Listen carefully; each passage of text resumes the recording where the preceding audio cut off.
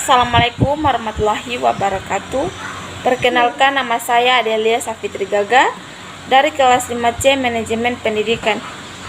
Baiklah, di sini saya akan memaparkan PPT saya, UAS Kebijakan Pendidikan.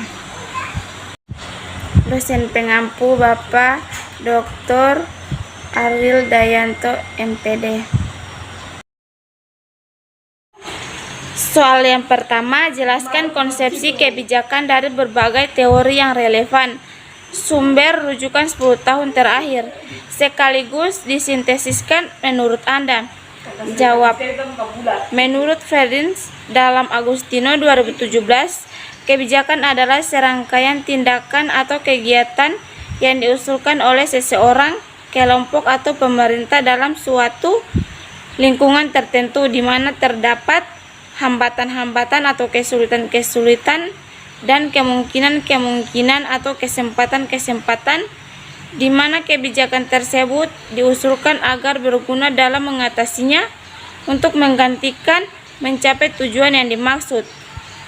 Yang kedua, menurut Charles O. Jones, istilah kebijakan atau politik term digunakan dalam praktek sehari-hari, namun digunakan untuk menggantikan kegiatan atau keputusan yang sangat berbeda.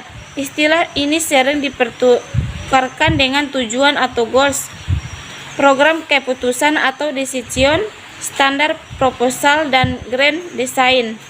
Binomo Budi 2018. Menurut saya, kebijakan pendidikan adalah sebagai satu pertimbangan yang didasarkan atas sistem nilai dan beberapa penilaian atas faktor-faktor yang bersifat situasional. Pertimbangan tersebut dijadikan sebagai dasar untuk mengoperasikan pendidikan yang bersifat melembaga. Soal kedua, jelaskan apa pertimbangannya. Mata kuliah ini diberikan kepada mahasiswa jurusan administrasi atau manajemen pendidikan. Apa manfaat dan relevansinya dengan keterampilan yang diharapkan dari lulusan AP atau MP di dunia kerja? Jawab. Yaitu sebagai suatu pertimbangan yang didasarkan atau sistem nilai dan beberapa penilaian atas faktor-faktor yang bersifat situasional. Pertimbangan tersebut dijadikan sebagai dasar untuk mengoperasikan pendidikan yang bersifat melembaga. Soal ketiga, jelaskan pandangan Anda terkait proses formulasi kebijakan, implementasinya, komunikasi yang dilakukan pihak terkait agar publik bisa berpartisipasi dalam kebijakan pendidikan di berbagai tingkatan nasional, regional, maupun lokal. Ulasan jawabannya disertai satu contoh kebijakan pendidikan yang terkini menjadi perhatian publik. Jawab. Yang pertama, formulasi kebijakan sebagai dalam proses kebijakan publik merupakan tahap yang paling krusial karena implementasinya dan evaluasi kebijakan hanya dapat dilaksanakan apabila tahap formulasi kebijakan. Dan yang kedua, langkah-langkah implementasi kebijakan publik meliputi penyusun agenda, formulasi kebijakan, adopsi atau legitimasi kebijakan, dan evaluasi kebijakan. Dan yang ketiga, contoh kebijakan pendidikan, yaitu contoh kebijakan pendidikan pada pendidikan pembelajaran jarak jauh. Pembelajaran jarak jauh merupakan atau disebut daring, pembelajaran jarak jauh atau distance learning, sebagai model dari pendidikan jarak jauh atau distance education, bukan model pendidikan yang baru. Dalam pelaksanaan pendidikan jarak jauh, sering ditemukan kendala ataupun ketidaksesuaian dengan pembelajaran yang seharusnya. Banyak yang mengira tanggung jawab pengajar dalam melaksanakan PJJ jauh lebih ringan ketimbang dengan pembelajaran tradisional. Semradov dan Hubakova 2016. Soal keempat, bagaimana pandangan Anda terkait kebijakan pendidikan di Indonesia dengan satu negara berkembang di kawasan ASEAN dan satu negara maju di dunia? Jawab. Kebijakan pendidikan di Indonesia yaitu kebijakan pendidikan pembelajaran jarak jauh.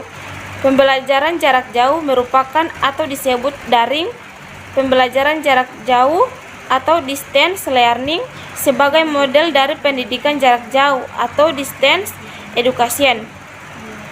Bukanlah model pendidikan yang baru.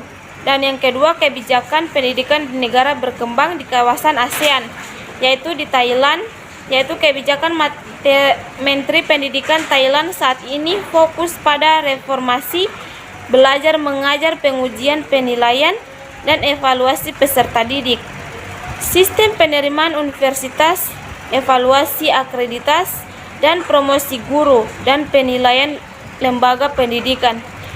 Keenam bidang ini harus saling terkait dan fokus pada kualitas pelajar dan prestasi. Selanjutnya, evaluasi akreditas dan promosi guru akan didasarkan pada kinerja dan prestasi siswa. Dan yang ketiga, negara maju di dunia yaitu di Inggris adalah sistem pendidikan di Inggris dikenal dengan standar pendidikannya yang tinggi. Sistem pendidikan di Inggris telah banyak mempengaruhi banyak negara dan adalah rumah untuk beberapa universitas terkenal. Sekolah pendidikan wajib di Inggris dimulai dari usia 5 tahun dengan sekolah dasar. Siswa naik dari kelas 1 sampai 6 tanpa ujian, meskipun kemampuan mereka diuji di usia 7 tahun.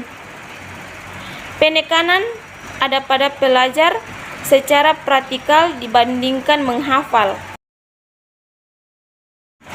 Soal kelima, jelaskan apa menjadi harapan dan rekomendasi Anda terkait kebijakan pendidikan di Indonesia ke depannya. Bagaimana sebaiknya relasi politik kekuasaan dengan kebijakan pendidikan memajukan dan mencerdaskan kehidupan bermasyarakat? Jawab, harapan saya terkait kebijakan pendidikan di Indonesia yaitu pemerintah meningkatkan kesejahteraan pendidik dalam peningkatan mutu guru.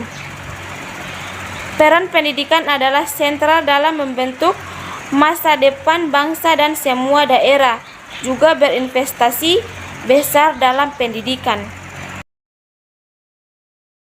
Terima kasih, itulah PPT dari saya. Wassalamualaikum warahmatullahi wabarakatuh.